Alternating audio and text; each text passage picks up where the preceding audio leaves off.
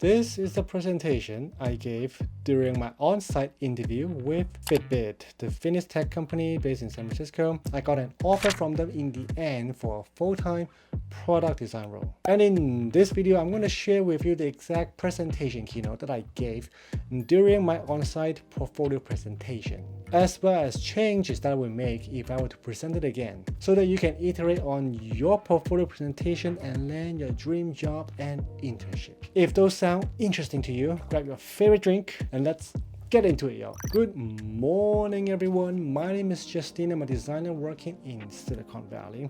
First context, there's no heads up on what to present, so I was just using my best judgment to pick projects. I know the role was about designing the screen, the interface on the watch, so the operating system, the firmware. So I picked two projects. So the first project is the Google Camera Dev Tool, which is the tool that designed the firmware. Next is Pinterest Lens, which is essentially their camera search. It uses the camera, which is the hardware. I know it's not exactly like the Watch OS at Apple, but this is the closest thing, the second closest thing I have. After getting those out of the way, let's go to chapter 1. Start from top. Let's see what I presented. I presented this in person, so this is a slide that is showing on the big monitor in front of 5-6 people.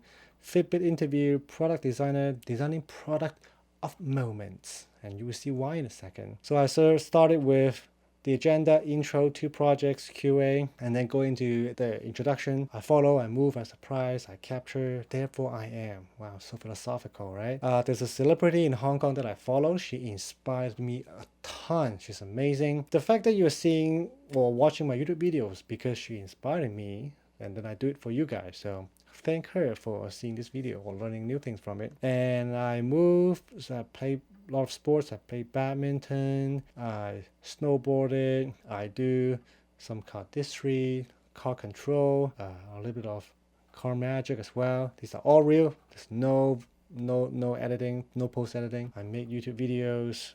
There were a lot more travel vlogs back then. That's why it's showing that. And then educational background, undergrad, grad, 5 internships, functional and delightful. That's what I'm trying to strike for in designing. And going to why I want to join Fitbit, upfront, the business, the environment, the challenges. And then going to the first project, Google Camera Dev Tool. Started with the summary of the project, team, role, collaboration, explaining the business needs. I'm doing this for taking good photos, and then followed by explaining the business needs and what the team needs, because I'm designing for the team which works for the business, and that defining some basic terminology so we understand what's going on.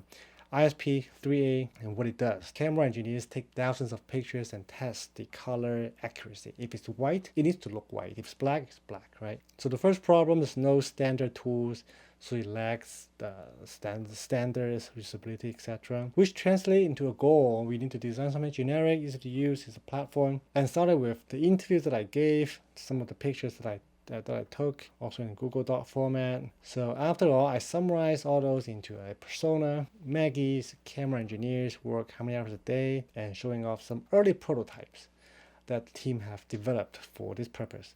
I just came on board to help design it and take it up a notch. And then doing some market research into all kind of different tools, etc. And then showing off what the mood board, what designers like, and then compiling the mood board of what the look and feel of product that I'm striving for, and the sketches, and then dive into the user's need. So the camera engineers at Google, they need to compare several photos at a time, which we need to do some layout to support it. So this is one of the third-party tools that they use to do the job. So side-by-side comparison. So in the visual mockup I did, what if there's a split view and a stack view? This is an interactive prototype that I built. Showcase, side by side, they can go into a stack view. You can toggle in between when they compare from 1 photo to 4 photos. The UI should also support that. And then the next need is they will check the photo metadata. In a photo, you can have a lot of metadata. So if you look at the bottom here, so these are the 3A data: auto focus, auto exposure, auto white balance. Yes, I still got it. And how will they show up in the tool? Is it going to be overlay? It's going to be in the dock.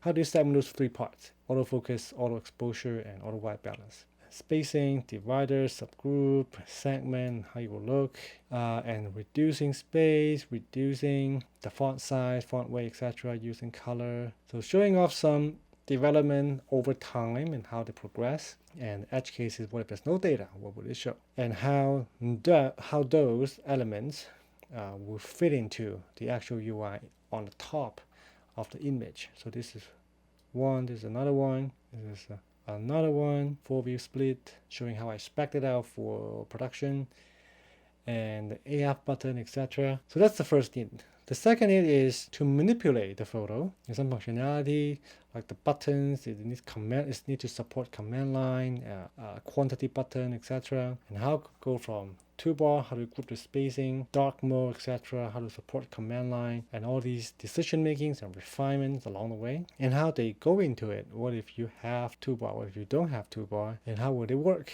if you go from the top? And then what if you tie everything together that we have talked about so far? The 3A here and all the controls on the right side, on the right panel. So next is comparing pixels. That's another task that the engineers will do. So somebody in the earlier prototype, this is what is built.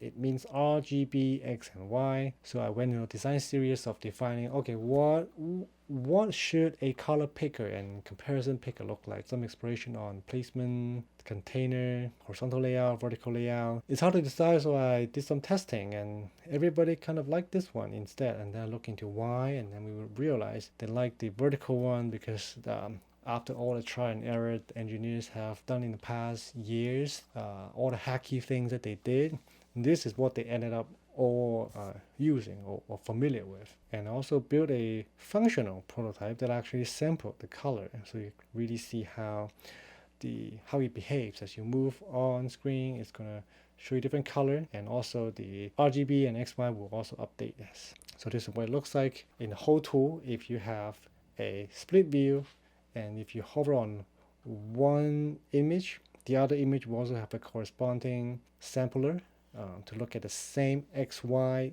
coordinate in a photo, but you will see different shades of blue in this case. So that's that one. And the takeaway, co-design, physical screens, relative, etc. So that's the first project. And then the next project is Pinterest lens, starting with the mockup and the object. So you kind of get a sense of, oh, he's taking a picture of this. So you kind of give a highlight. Again, starting with a summary, team, role, collaboration, and simply talk about what the computer vision beta is doing. So this button here, it does this thing. Does it play? Oh, it does play. Take a picture, something will happen. Going over some goals for the company, the mission, and the business needs for this camera project, and then go into the current mode of search is text-based. It works, but at the same time, there are some keywords you just don't know. How do you search for it? And therefore, they can search with picture images, which helps, and how that helps the business. People engage with the platform more. They will curate more. It helps on sales, which everything leads to the ultimate objective. A camera search experience that is delightful, that is seamless, to help you discover things. And going through some technicality of the project, detection pipeline, how it works, feedback loop, and the machine learning backend side constraint. It takes time, and server processing. So launch into 3 different explorations. You tap on a shutter button, you tap on a target, and a real time. And each one I show a sample of the work that I did. From sketches, like the first one, tapping the shutter button. This is a screenshot.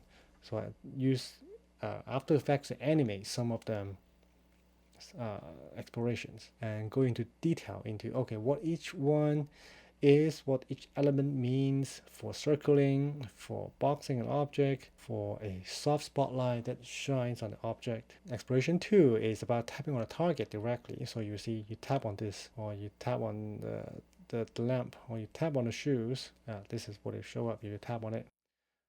And next is real-time detection, which means no tapping or whatnot. You just pan your phone around, which I have some sketches for it, or what it will come up, what it will be like. And then I go into, the first one, what if the color field of the dots, and then it pops up. And the next one, progress bar at the bottom, that it uses to indicate it I have identified the object or fetched the data already. Another one, another one, another one, another one, another one, which is the one that ended up being, I guess, the winner in this case. The 3 different final design of the exploration: type in the button, type in the object, type nothing. So this is the classic design process that you will see in design school. You have different path of exploration, and then you have a winner of each, and then you compare them to see which one is better, which leads to the refinement part, exactly like I talked about. Which one is better, typing the button or the object? And then what if typing the object versus real time? And then how do you go from there into the final design? So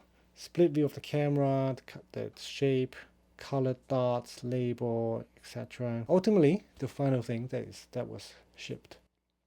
And that's the evolution of it. And of course, in the end, I wrap it up by talking about the result, metric. So partnership with Target, partnership with Samsung, the usage increase, as well as some learnings and takeaway. And that concludes the 2 projects. And of course, I have 3 more slides. Oh, I want to design something that's so functional, something that's delightful. And therefore, I want to bring those to Fitbit. So please hire me. That's basically the pitch. I leave it on this page for Q&A. So that's the presentation. It's not word by word, but if you want one, stay tuned to my Patreon UX design membership. Should be pretty useful and fun. So stay tuned, or DM me in Discord if you want it to be sooner. And as you might already see, like this should say delightful. So there are definitely something to update, to fix, to get rid of maybe. So let's look at what to iterate on if I were to do it again, which leads us to chapter 2. So looking back, there are quite a few things to fix if I were to do it again, of course. So first, let's see. The end slide is slide 120. That's a lot of slides. I know some slides like these 2, right? This is like to animate a presentation. So you might not count that as 2 different slides. But at the same time, it shouldn't go from 45 minutes, 45 slides into 120. It should be less than that. At this point, I would say 60 slides max for a 45-minute presentation. And speaking of length, the intro of me is too long. 1, 2, 3, 4, 5 about my personality. Sounds like a narcissist. Doing magic, fun fact, is cool, but doesn't have to be 5. Fun fact of a slide or 2. That's enough, because otherwise it dilutes the content. And if you start to see yourself trying to add random things to fill up the slides and time, you might want to look at the project again to see if you have enough insights, takeaway, challenges you face, how you solve it. Those are the more interesting part to highlight, not the fun fact. The second thing I would change is, let's see, the takeaway happened at the end of the project. Co-design, physical design relative, priority is relative. This is okay as a takeaway, but at the same time, from slide 12 to slide 65, like 40, 50 something slides about this project, and then 1 slide to summarize the learnings, it's a bit hard to connect and relate, isn't it? Like, it's better to just break these and put them into the correct places. So if the first user problem compared to the 4 photos, that's where I learned physical screen space is relative. I should just leave it there because it's a lot easier to follow. Because right now you're relying on the audience memory to connect the learnings for you, whereas it's supposed to be the other way around. You're presenting to them, you're feeding them the information. So feed them in the easiest way possible. The last big change I will make, this is about the 3rd exploration in the Pinterest project. 1, 2, 3, 4, 5, 6, 7. I have 7 slides going through 7 animation in order to conclude the 7th one is the best one. A better way to do this is to condense this into maybe 2 slides with like 2 animation on each max, so that you can show bigger changes. An audience can look at 1 slide for longer. The less slides you have, the more memorable they are, because there are less things to keep track of, to look at. If they stare at this forever, then they're going to remember this more, rather than going through 30 seconds each for 7 of them. It just gets too chaotic and too many things to keep track of and memorize. They're also evaluating you as a candidate at the same time, so there are a lot of things they're juggling in their mind. So consolidate, make it easier for them to follow. I guess one other small thing to add is this constraint, like the technicality, the technical side of things, is easy. It's better to bake these into the development of the design. So for example, I just mentioned like this has 7 different animations or 7 different slides. Maybe the technical constraints has something to do with it. Oh, I went between this one and this one. Oh, because I talked to Eng, I prototyped it, I learned that the Eng has some implication in the design, so I changed it this way. So see, all of a sudden it becomes more interesting, more complex, more collaborative. And you can just use 2 slides to communicate a better idea without overloading them with these. Yeah, take a look. This is definitely not the finest presentation I have. Low-key, a little bit embarrassing and cringy to look at, but it's okay. Everyone has a past and we are all learning in the process, right? I for sure learned a lot after this presentation. So I will see you all in these videos. Keep designing a better future. Cheers!